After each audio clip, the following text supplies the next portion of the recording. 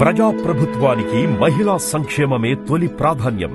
రాష్ట్రంలోని 1 కోటి మంది మహిళలను కోటీశ్వరులను చేయాలనే సమున్నత లక్ష్యంతో అనేక కార్యక్రమాలను చేపడుతోంది రాష్ట్ర ప్రభుత్వం.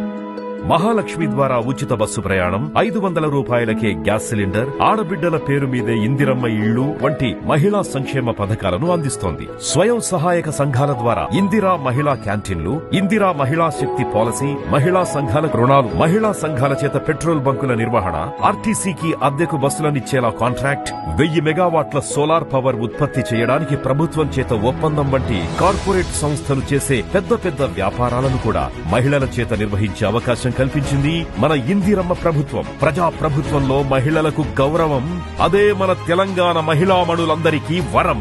లక్షలాదిగా తరలిరండి. అంతర్జాతీయ మహిళా దినోత్సవం సందర్భంగా ఘనంగా ఇందిరా మహిళా శక్తి సదస్సు జరుపుకుందాం.